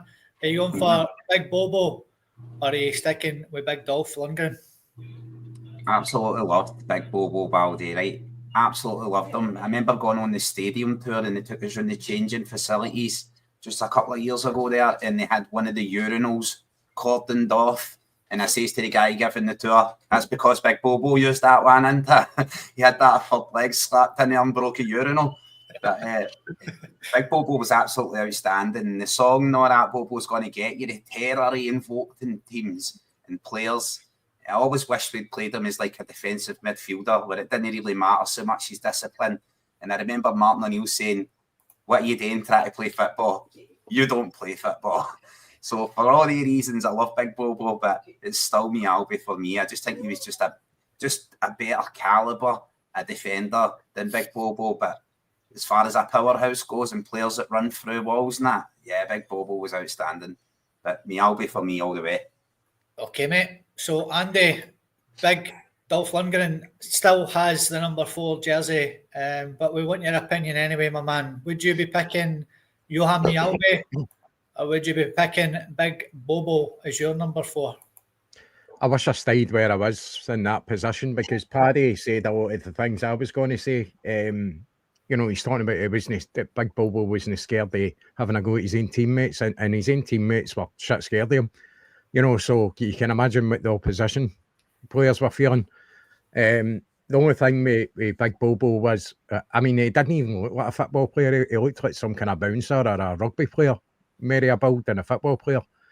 But at times it was unbeatable because he just put his body in the way. I think maybe decision making at times when it came to defending was questionable. Yeah. You know, when he kind of went for challenges and he was never going to get there and you're getting sent off and stuff like that. And I think it looks worse when you're that size and you make a challenge on an average size person that you almost feel sorry for the person because it's like it's getting hit with a truck. Bobo had now and again he would go on a wee mazy run. I don't know if you remember, there's quite a few occasions he would just run with the ball and like dribble by players and like, where did that come from? And then ultimately he would lose it, you know, and then obviously he's out of position, then other people having to cover for him. But there is sending halves you can look at. I think overall Mjällby as a player, as a defender, was more gifted as a football player.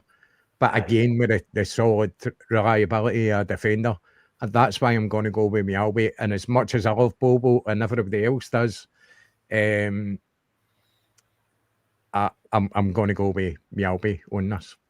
Okay, so big Johan Mjällby keeps the number 4 jersey. He's got 2 more opponents to get by to keep that jersey. And Jerry, he's up against a guy that me and you know very, very well. He's from the same town as yourself. Feed the Bear. Yes. Roy Aitken or Johan Mjällby? Roy Aitken, well, obviously was at our school, another fine football player at our school. Listen, Big Roy, what a man, a leader, a Celtic. Listen, Graham Souness said when Celtic, Rangers signed Mo Johnston, Scott, that thing with Celtic for years. I think Celtic letting Roy Aitken go to Newcastle was the start of your downfall in the early 90s.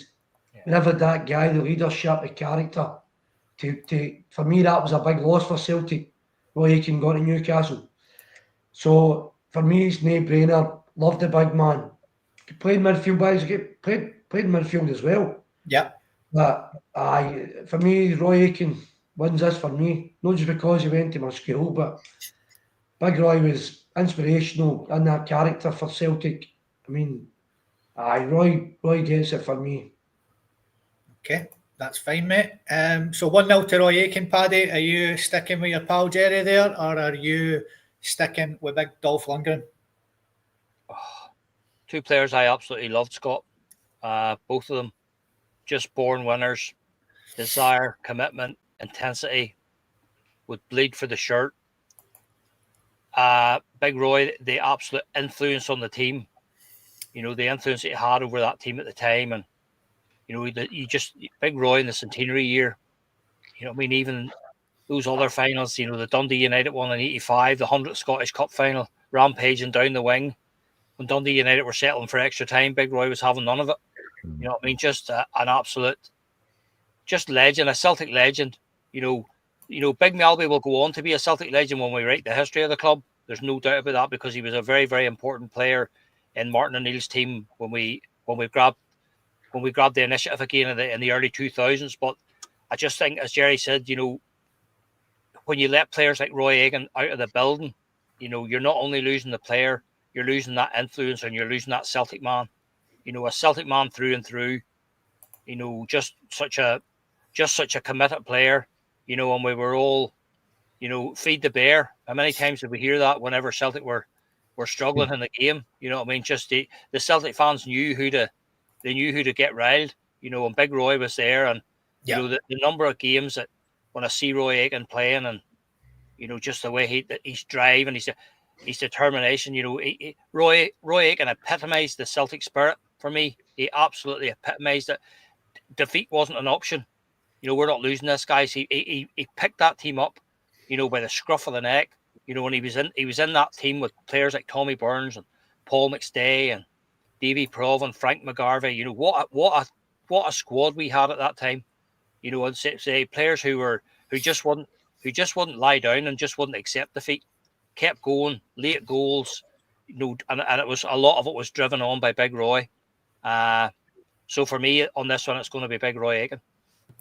Okay. So yet again, Kaiser 2-0. You're facing it. Are you going to flip it and get big Dolph Lundgren back in that jersey, or are you giving it to our Roy?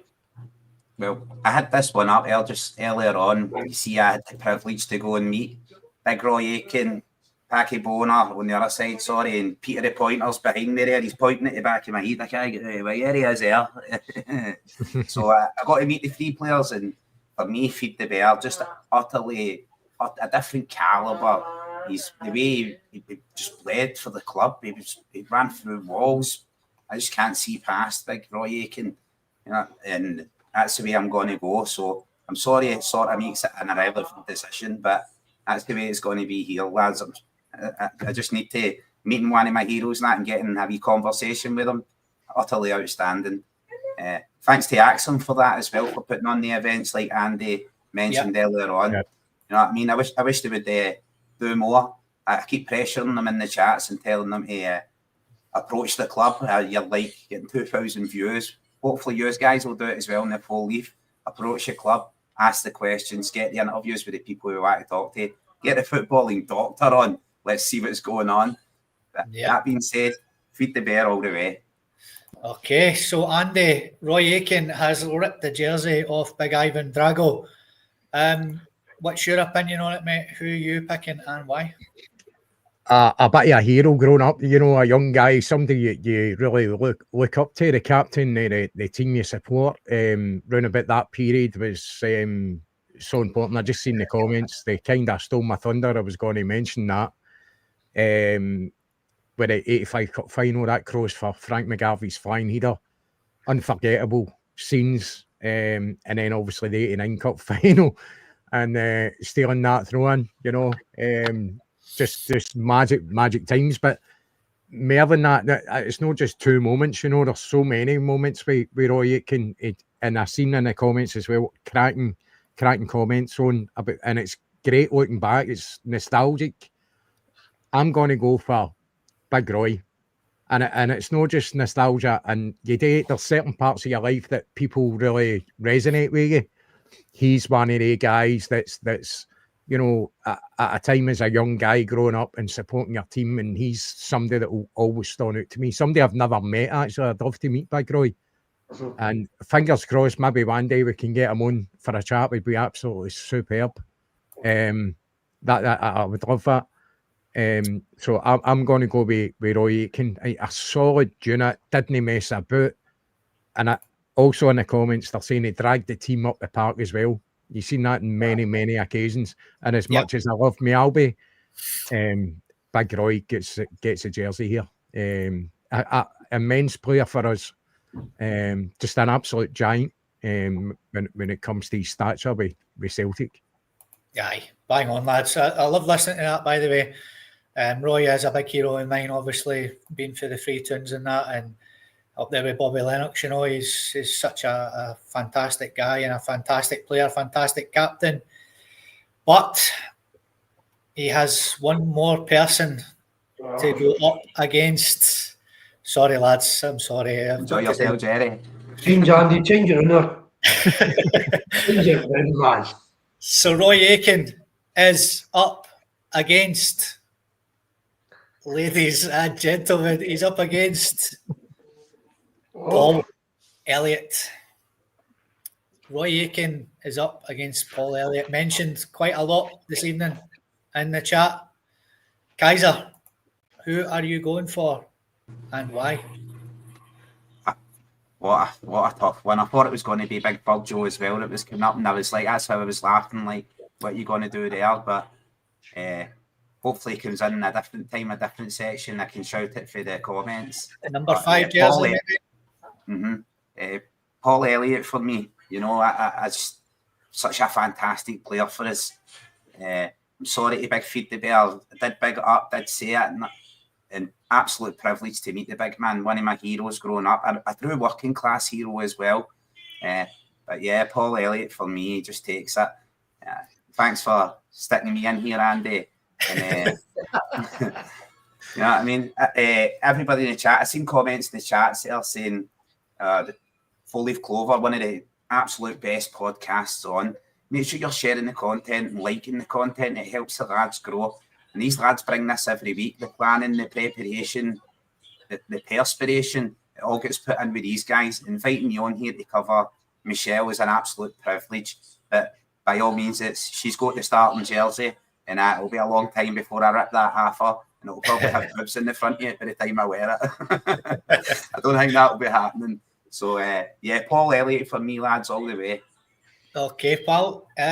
Patrick, Paul Elliott's got it for now, 1-0, but are you giving Big Roy the equaliser?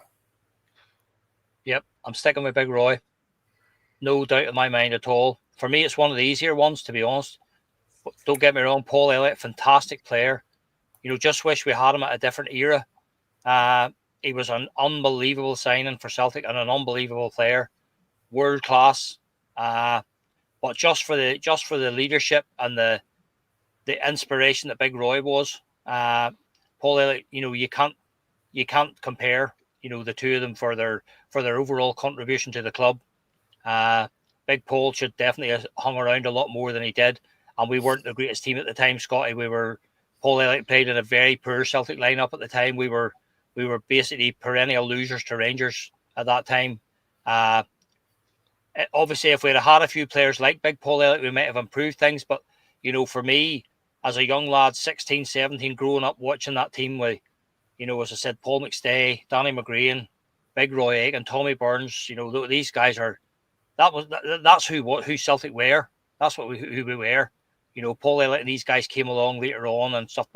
But for me, you know, Big Roy Aitken's in the brickwork at Celtic Park.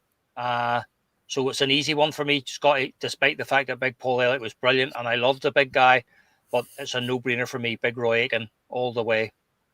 Okay, mate. So, Jerry, you've been moved positions and you've got a wee decider already. It's one each. Who are you picking and why? Aye, Big Paul Elliott, 650 grand for Pisa. What a signing. What a signing. But we've seen that. We've seen what a player. He was class. Big man, so he did, but he struggled the first few while. Picked up a lot of bookings, and so as we talked about players getting adapting to the pace of Scottish football. It's no great quality, but it's the speed, and he's coming from Italy and playing against. So the big man struggled the first year, so he did, but the second year he got Player of the Year. But I mean, as soon as the London club came in for him, he was straight away. So. We're here, we're talking about a Celtic thing here, we're talking about a legend, and Big Elliott comes nowhere near Big Roy that way. Elliott's a great player, but a two-season man or whatever. Big Aitken would have stayed with Celtic all his life. So he would have. As Andy says, he's never met him, Andy. We were at school, we walked it to West Kilbride once every month to try and see him. We seen him a lot of times. He had a big house at the end of the back road for West Kilbride, you know. Up the Drawson back road or the country, and Big Roy's house, big cracking house then, so he did, big man, big gentleman. He was always at the Pineapple and all at the Chapel. But listen, we're talking about legends here, Celtic. Big Roy's, we all talked about 85, 89, 88 season. Aye, it's no brainer. Big Roy all day long. Okay, mate. So, Andy, you have the deciding vote. It's now 2-1 to Roy Aitken. Are you taking this one to a tiebreaker, or are you sticking with Big Roy? Elliott was a fantastic player. Real finesse at times as well. Gifted player, cracking defender. Again, didn't stay long enough for the club. Had these wee issues injury-wise as well. And I know, particularly you, Scott, you're a big fan of Paul Elliott. But for me, you know, you've got the longevity of Big Roy as well. He is a legend, and rightly so. Seen as a legend at Celtic, rightly so. And just, who mentioned that he went to Newcastle? Was it you, Paddy? Jerry. Was it? Jerry. Garrett. Newcastle. Sorry, Jerry. I think seeing him in that Newcastle tap, it was like I'm not comparing Big Roy to Larson, but it was like seeing Larson in that Barcelona tap didn't look right. You know, when Big Roy went to Newcastle, it just didn't look right. Somebody that spent so long at the club, former captain, it was just it was heartbreaking not to see him at Celtic. All right, everybody's got to kind of move on and things change, but for me, Big Roy keeps the jersey here, and Elliott was a fantastic player, but there's just so much more about Roy, you know, when it comes to being a Celtic player, Celtic captain. Aye, definitely Roy for me. It was sad for Big Elliott to end it on Chelsea a couple of seasons, that Dean Saunders series, remember? Yeah. He ended up in court. He was one of the first players to go to court for a tackle. I think he lost everything through it, Big Elliott, because he lost his case. It's just a shame end to a guy who was absolutely outstanding, but they picked a rank. That's what top his time with Celtic. That wee bit longer and being that legend, and things could be different for him. So he was sad that life for him.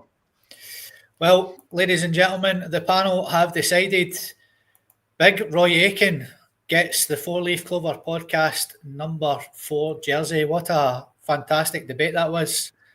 Really, really, really enjoyed that. So that was last man standing.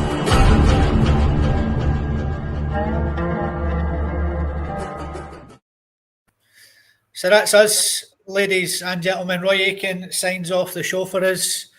That was absolutely fantastic. Kaiser, thank you so much for jumping in tonight. It was great having you back on, mate. Your patter was outstanding as ever. If I can just cut you off for 2 seconds, right, Scotty? Legends. I was coming in to be part of the show with the guys. They accepted me like a brother. I loved it, absolutely loved it.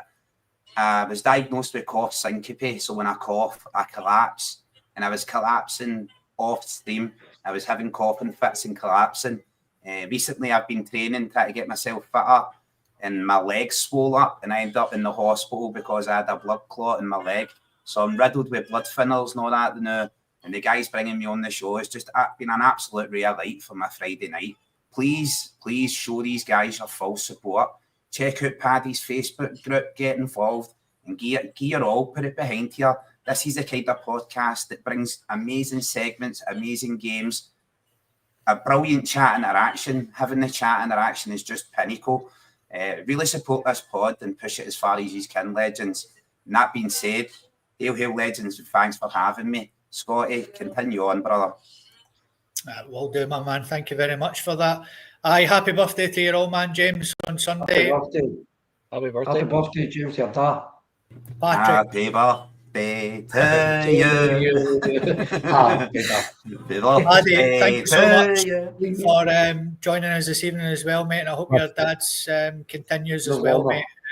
One more thing today before we go, mate. Yeah, go for it, mate. Right, let me play this. Hello, me again. I'm listening to TalkSport there, right? And Alan Brazil, he can be funny, but he can actually be quite a nasty person as well. But he's talking about Russell Martin, right, which obviously is the biggest news in the football at the moment in the UK. No, it isn't. And he's saying, with that back four, they won't be able to play like that. And he said, Rangers haven't really got money, you like that. You're supposed to know that we've been taken over by the 49ers organisation, who are something like the 8th richest sports company in the world. And you're supposed to understand that this is a close season. The stadium, the transfer market opens on June the 16th. Or am I missing something here? Is he just in the wind up and got me, or does he just not understand that we've actually been taken over? We've got more money than Celtic available to us. You know, I don't get that, actually. It's kind of annoyed me a bit. I mean, this is supposed to be a guy that's a professional, but he doesn't understand that the chances of the players, that back four that we've got now being there next season, is next to zero. You know what I mean? Because our new recruitment staff, they'll have people lined up already, and it's the goalkeeper that's the number one for me anyway. 2 centre-halves in the left and right back positions. Have I got something wrong here, or is anyone else listening to it? Because I'm listening to it and thinking, am I actually I'm actually hearing what they're saying, that Brazil and Gabby, I can't say his second name, and I think Gabby's good. They're not be able to win like that. You know, they'll not be able to say they're too far. The defence isn't good. Anyway, I'm going for a shower before I go to the station. I'm off to Bangkok. Cheers. One there in Bangkok. Aye, Chris, has got it bang on. Holy fuck, man. That's... Unbelievable. They're unbelievable. That was absolutely hilarious. Cactus. Ladies and gentlemen, that's us. We'll be back on Wednesday night. Hopefully, our Michelle as well. And thank you so much. We'll pick our number 5 jersey to go alongside Roy Aiken on Wednesday night. Have a great weekend. We'll see you on Wednesday. Thank you so much, everybody, for joining us. Before we go, happy anniversary to my wife. It's her anniversary tomorrow, so I'm just glad I remembered. Oh, happy anniversary, Andy. Happy anniversary, Cheers. both. Happy anniversary. Cheers, guys. Good night. Someday you will find